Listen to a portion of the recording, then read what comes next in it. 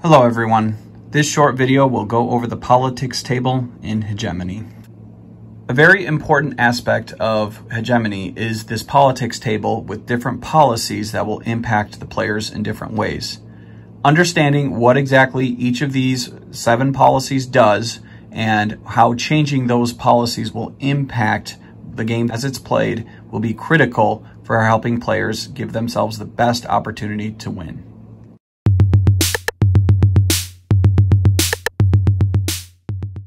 The first policy is fiscal policy. This determines 2 things. First of all, how many companies will be in the public sector. At A, there will be 3 companies in the public sector. That's where the game starts, and these 3 companies are out and available for use. If the policy were to change to B, that would make it so now the next level of public sectors would become available.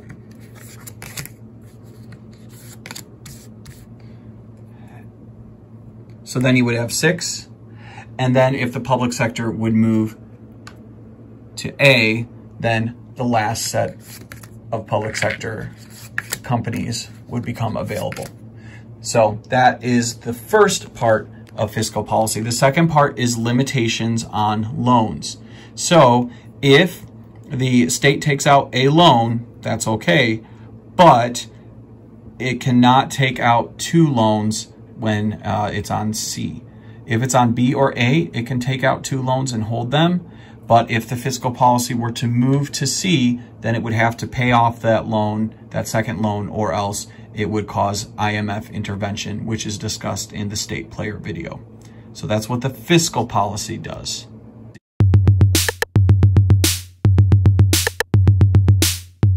The second policy is the labor market, and this is going to impact wages. So the wage cannot be lower than the level of the labor market. So if it's at L1, then players can set wages at any level, and you can see L1 is blue. On the company cards, the wages are also blue at L1. So if you're at L1, you can set the wage to that lowest level. If it's at L2, the lowest wage would be the middle one. And if you get the wage or the labor market to L3, it's going to make it so that the wage is going to always have to be at the highest level. Additionally, that is going to impact income taxes.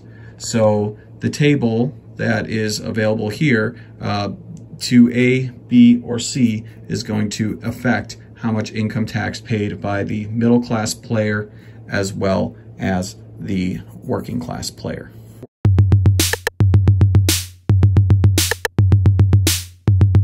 The third policy is taxation, and this is going to impact the tax multiplier, which is going to impact how many taxes are paid by all players, whether that is the employment tax by the capitalist player, or it's the income tax for the working class and middle class, as well as the corporate tax levels for the capitalist class. But it will also indirectly impact the employment tax, because the employment tax is based on the multiplier of the taxation. And you could see if you're at A, the multiplier is 3, and then it's 2, and it's 1. You add that to whatever the tax multiplier starts at. So that is going to impact those taxes as well. So it has impact on both types of taxes that are paid by all the players.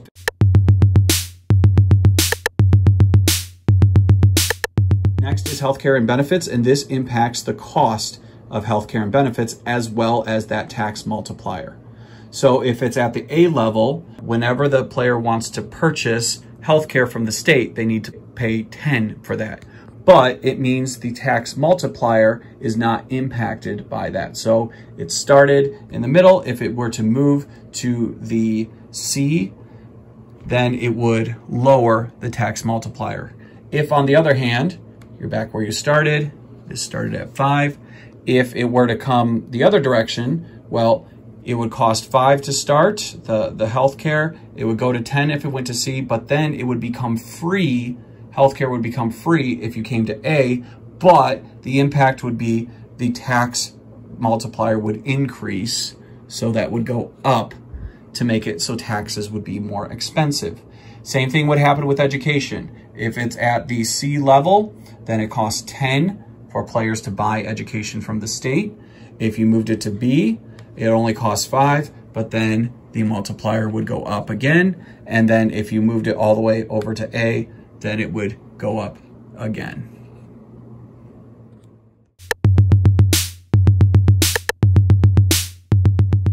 Foreign trade is going to impact two things. First of all, import prices, and second of all, business deals.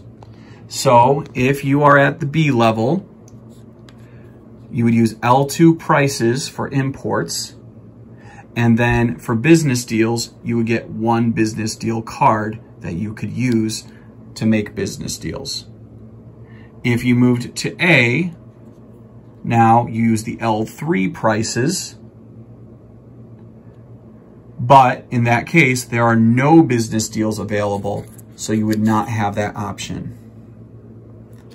If, on the other hand, you moved to level C, L1 would be the price that you paid for imports, but then you would be able to have two business deals available at that time. So that's what the foreign trade policy would do.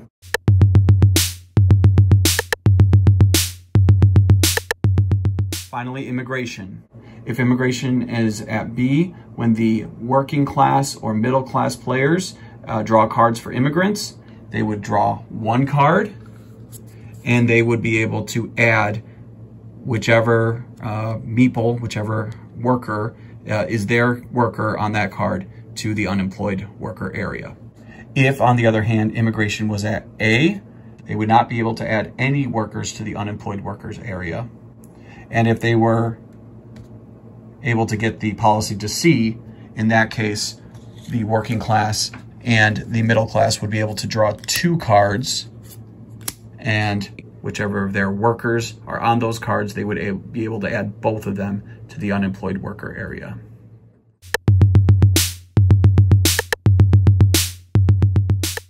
So those are the 7 policies you can impact through elections in Hegemony. Good luck convincing other people to vote for what you want.